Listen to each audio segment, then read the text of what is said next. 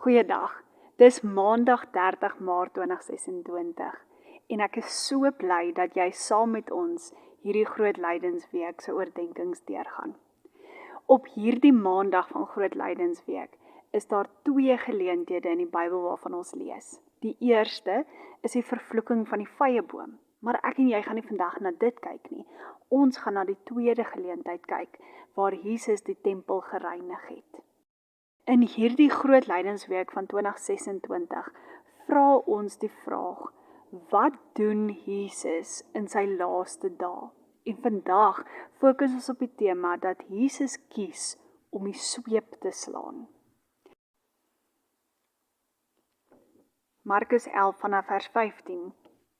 Hulle kom toe in Jerusalem aan. Jesus het na die tempel toe gegaan en die mense wat op die tempelplein besig was om te koop en te verkoop, daar begin uitjaag. Die tafels van die geldwisselaars en die stoele van die duiweverkopers het hy omgegooi en hy het niemand toegelaat om goed oor die tempelplein te dra nie.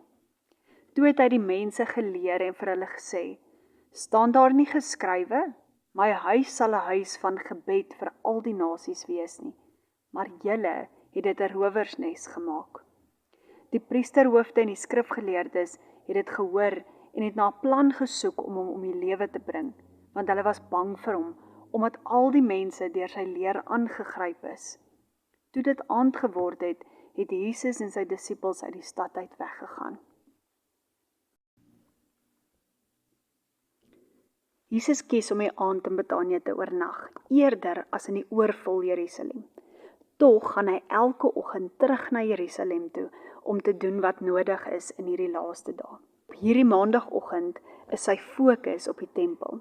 Dalk het hy gehoor of dalk het hy gesien wat besig is om af te speel op die tempelplein. Jy sien, die sleg is dat die tempelplein was die spasie gewees wat ingerig is vir sekere groepe mense om te mag kom aanbid. Dit het ingesluit mense wat nie Jode was nie. Dit het ingesluit mense wat dalk nie deur al die reinigingsrituele kon gaan nie.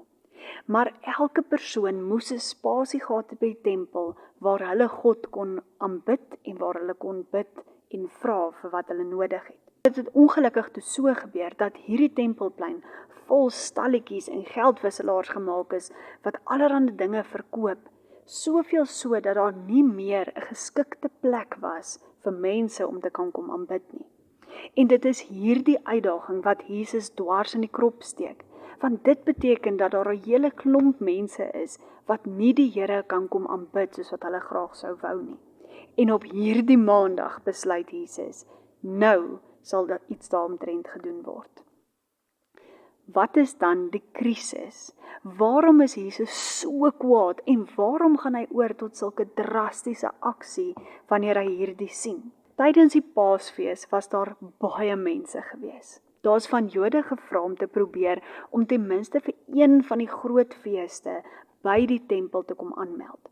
Paasfees was een van die grootstes waar tydens baie mense regtig moeite gedoen het om hierdie fees by die tempel te kom vier. Dit beteken dan dat dit ook 'n tyd is wanneer hierdie handelaars dan sommer ekstra geld skep in hierdie proses. Tydens die Paasfees word 'n tempelbelasting betaal. Daar word gevra van Jode wat kom om 6 gram silwer te gee. Op daardie stadium was dit minder as 2 dae se basiese loon gewees. So dit is nie dat dit so baie is nie, maar die uitdaging was dat mense moes dit met baie spesifieke munte betaal het, verkieslik met tempelsikkels. Jy sien, dit het reeds toe in daardie omgewing 'n ding geword om munte te slaan wat afbeeldings gehad het van leiers of keisers of gode. En die Joodse leiers het nie daardie munte as aanvaarbaar beskou om vir die Here te offer nie.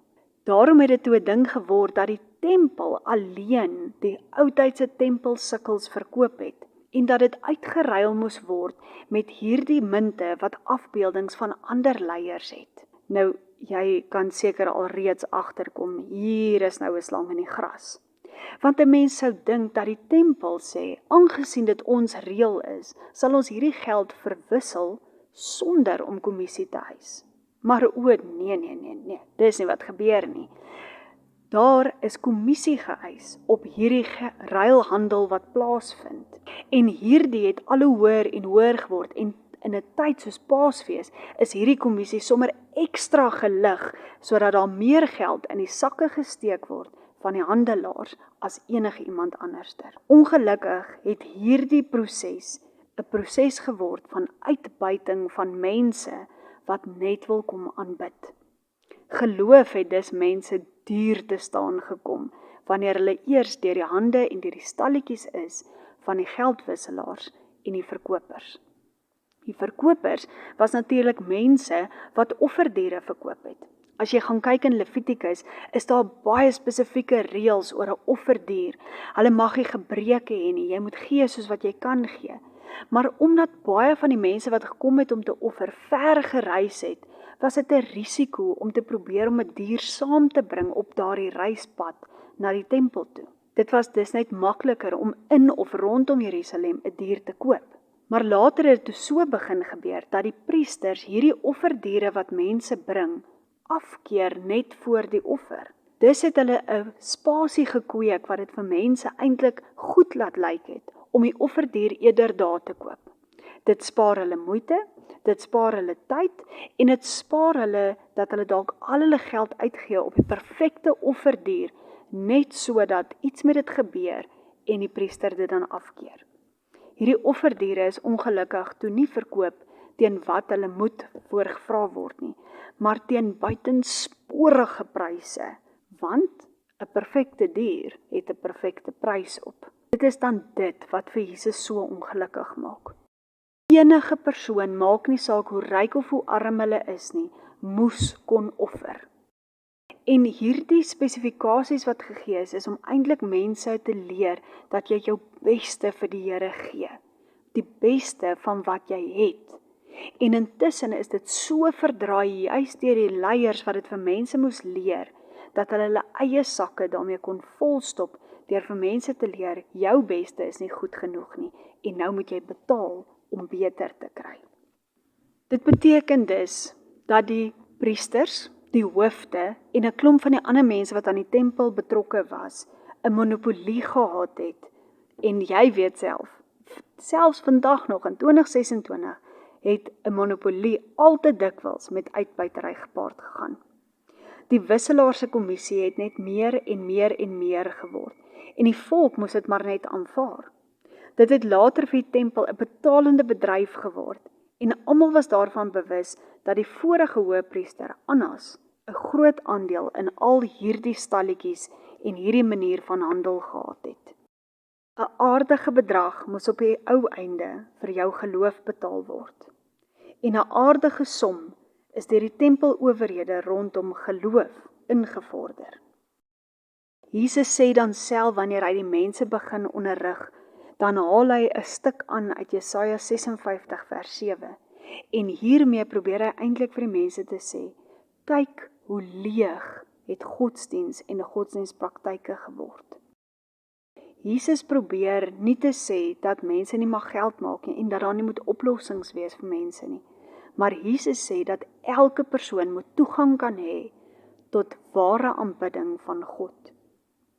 Ons sien dan sommer in vers 18 dat die priesterhoofde en die skrifgeleerdes dit alles gehoor het en dat hulle onmiddellik kwaad is vir Jesus. Soos wat een skrywer dit stel, sê hy, krap nou in iemand anders se beursie en jy onderteken jou eie doodsvonnis. Dis presies wat Jesus hier doen. Want hierdie mense het gebaat uit al hierdie dinge wat besig was om te gebeur in die naam van geloof en aanbidding. Jesus kon nie langer stil staan en kyk hoe hierdie gebeur nie. Jesus weet hoe wonderlik dit is om 'n intieme verhouding met sy Vader in die hemel te hê.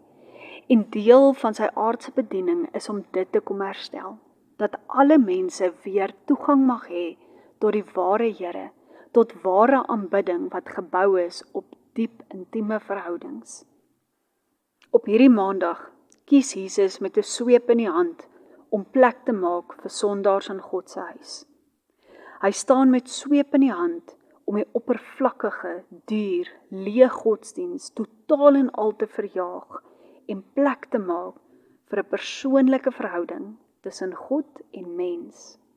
Jesus kies om sweep in die hand te staan en later swepe op sy eie liggaam te voel, sodat ek en jy enige tyd, enige plek, in verhouding na ons hemelse Vader toe mag gaan.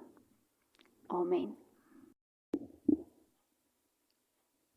Ons bid saam die Onse Vader.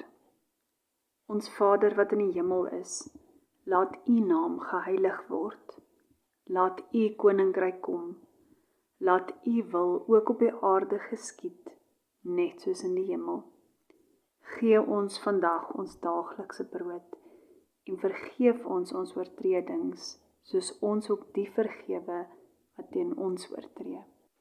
En laat kom ons nie in die versoeking nie, maar verlos ons van die bose, want aan U behoort die koninkryk en die krag en die heerlikheid tot in alle ewigheid. Amen.